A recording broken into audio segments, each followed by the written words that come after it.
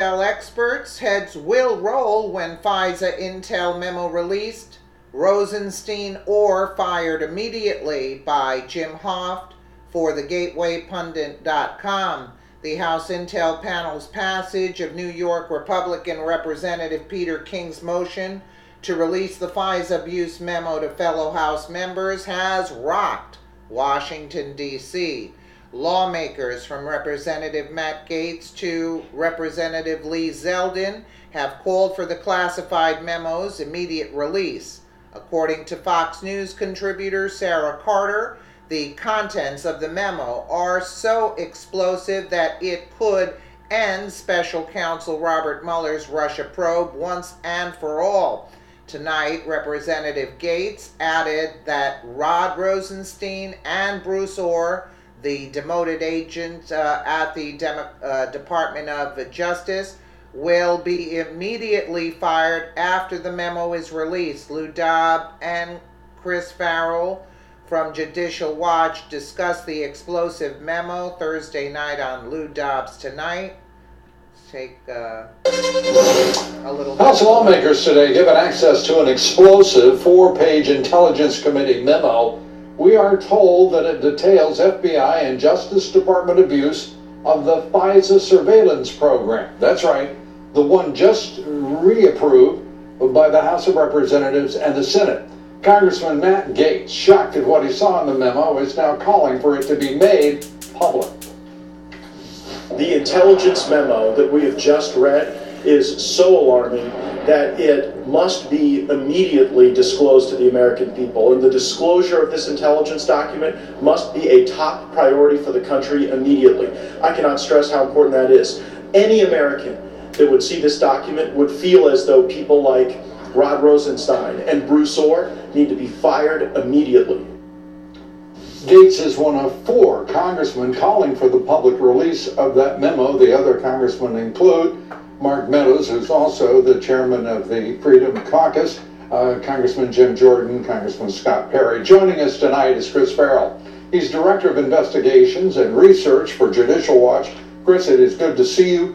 Let's start with this 4-page memo.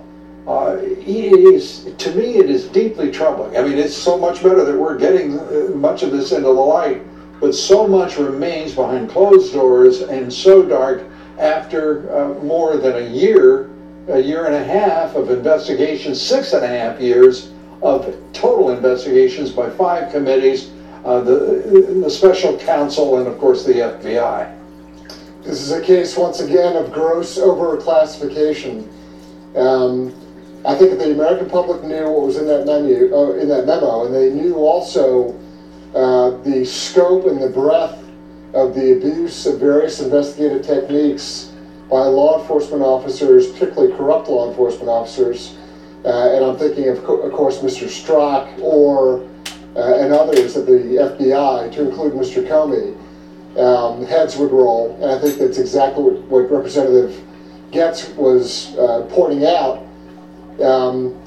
The fact that this memo remains classified is wrong. Mm-hmm. I agree with them 100%. They need to make it public as fast as possible. There's nothing in there that would give away the crown jewels of our intelligence collection capability, but it would reveal the abuse of process and the abuse by agents and the abuse by the Department of Justice. Right. And that kind of systemic abuse, that corruption of our justice system, is really at the root of all the problems we're facing now. You know, I'm old-fashioned. I think at the root of corruption like this is raw, unbridled corruption. These are bad people doing horrible things in the name of the United States government. This is corruption that can't be tolerated. And I certainly accede to your suggestion that it's systemic, that it is part of the process. But these are the damn people who are giving this country a bad name and are hurting this our national security interests, and tearing up the Constitution as they do so. And here's where it's so important, and frankly, the reason why it'll now break open to the public. Before, you had Hillary people pointing at Trump and screaming, Russia, Russia, You had Trump people pointing at Hillary. There's a litany of things you could claim against her, all valid, frankly. But it was partisan. It was, R's and D's battling it out. But now we've had pointed out the corruption of the FBI and the agents and the corruption of the Justice Department. This is institutional corruption that's been leveraged by various parties. Well, let's turn to today's developments and James Rybicki, the former chief of staff for James Comey, testifying again in a closed door hearing. Right. What do you make of this? I think what's interesting, if people go back and they look at Rybicki himself and his relationship with Comey, you learn a lot about Comey by learning who he surrounds himself with. And I'm not just talking about the sycophants who, for decades have told him he's a genius. Comey's the kind of guy who believes his own press releases.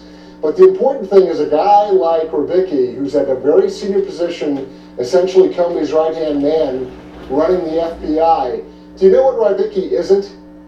He isn't a special agent of the FBI. He's another attorney. And for folks in law enforcement out there, they understand the significance of that. The head of the FBI, as his right-hand man, doesn't have a seasoned professional law enforcement officer, a special agent, a gun and badge carrying person who's been sworn to an oath and has institutional knowledge and a career track in the FBI. No. He sits at his right hand, another attorney, and that speaks volumes. To me, at least, it does. Let me turn to Steve Bannon now.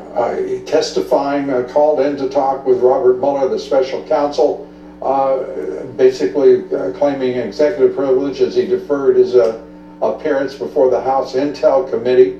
What do you make of this? The question for Bannon is, which story do you believe?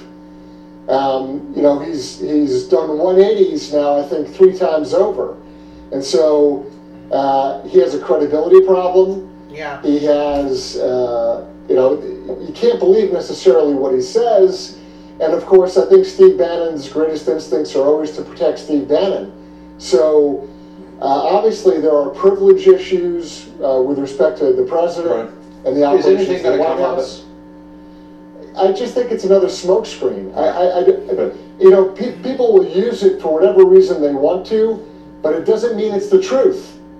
Yeah. And Judicial Watch. Absolutely. Well, they're going down very shortly. Let me know what you guys think in the comments below. And again, thank you so much for watching.